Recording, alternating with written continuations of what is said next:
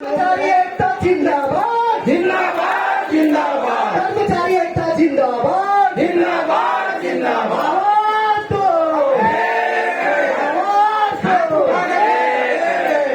आवाज दो आवाज दो कर्मचारी एकता जिंदाबाद जिंदाबाद जिंदाबाद कर्मचारी एकता जिंदाबाद जिंदाबाद जिंदाबाद। धन्यवाद साथियों।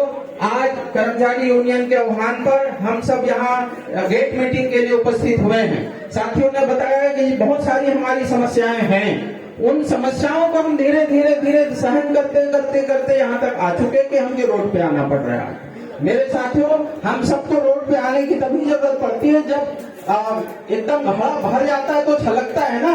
ये स्थिति आ चुकी मंत्रालय की आज व्यवस्था की देखें तो पिछले जैसा बताया महेंद्र भाई ने बताया और हमारे पांडे जी ने बताया कि सारी समस्याओं का अब अंत होने वाला है।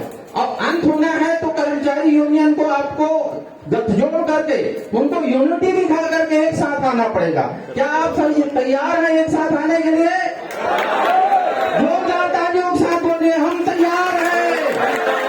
हर जोर की टक्कर में, हर जोर की टक्कर में हमारा नारा है आवाज दो। धन्यवाद। मैं आप सबकी जैसा मंत्रालय की व्यवस्था के बारे में मैं 2 मिनट बताऊंगा कि आउटसोर्सिंग का जो हमारा आज का ज्वलंत मुद्दा है, आउटसोर्सिंग हमारा सेटअप, जो हमारा सेटअप है उसके आधार पे तत्काल आप पदोन्नति करिए। जो स्वीकृत हुआ है बजट में स्वीकृत पदों को रोकने का अधिकार किसको है? किसने दिया आपको अधिकार कि बजट में स्वीकृत हो गया उसके बाद भी आप रोक के बैठे हुए? ये किसी को अधिकार नहीं है। यदि विधानसभा में पास हो गया 1.5 साल आपको उसको लागू करना पड़ेगा। और यदि रोकने का अधिकार है तो हम समझते हैं कि आपको विधायिका से ज्यादा पावर मिल चुका है। और ये किसने दिया है आपको पूछना चाहिए। किसी भी अधिकारी को विधायिका के कार्यों को रोकने का अधिकार नहीं है। तो ये सब आपको जानना पड़ेगा, ऐसे रोकने वाले अधिकारी कहाँ से आते हैं, तो उसको भी आपको उखाड़ फेंकना चाहिए। मैं मांग करूंगा यूनियन से, लिखित में दीजिए आप, कोई समस्या नहीं हमको कि जो बैठे हुए लोग हैं इस तरह से काम को रोकते हैं। दूसरा यह है कि मंत्रालय में आए दिन हम देख रहे हैं कि कर्मचारियों को आउटसोर्सिंग के माध्यम से भरा जा रहा है। आउटसोर्सिंग में आपने देखा हमारी बहुत सारी 75-70 पदों का 4th क्लास में भर्ती हो चुकी है।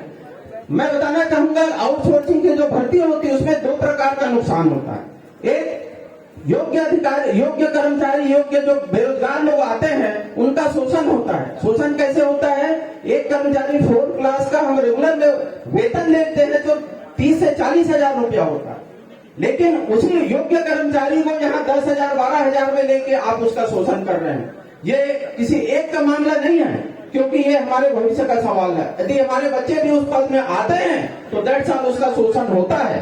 तो इस शोषण को रोकने के लिए आपको आवाज उठाना पड़ेगा। दूसरी बात यह कि आज जैसा आउटसोर्सिंग से 145 पदों को आप भरने की अनुमति दे रहे हैं, तो वाह क्यों आप अनुमति दे रहे हैं भाई? क्योंकि उस पद पे योग्य लोग आएंगे, योग्य कंप्यूटर AI के बेस्ट कर्मचारी आपको मिलेंगे और उसका शोषण करते हुए जहाँ 50,000 की सैलरी देना है वहाँ 15,000 रुपया देंगे। शोषण हुआ कि नहीं हुआ? तो हम सब शोषण के शिकार होते जा रहे हैं। तो इस बात को आपको विरोध करना पड़ेगा। तो हम सब इसी विरोध के लिए आज बैठे हुए हैं यहाँ पर और हम सब एक सुर में विरोध करते हैं। शासन सुन ले कि हम सब इसके खिलाफ हैं। दूसरी बात, जब बात करते हैं सेंट्रल गवर्नमेंट की सेंट्रल सेटअप से स्टेट सेटअप के साथ से करेंगे, तो हमारा अनुरोध है कि सेंट्रल की जो सुविधाएं हैं स्टेट वाले देने को तैयार हैं। यदि आप चाहते हैं सेंट्रल के हिसाब से स्टेट में लागू करेंगे तो आपको सुविधाओं को भी देखना पड़ेगा, न कि सिर्फ सेटअप को देखने के लिए। तो हमारा अनुरोध है कि स्टेट को राज्य ही रहने दिया जाए, सेंट्रल में ना जाए। जिनको जाना है वो सेंट्रल जा सकते हैं। मैं बहुत अधिक नहीं कहूंगा, आप सबने मुझे सुना।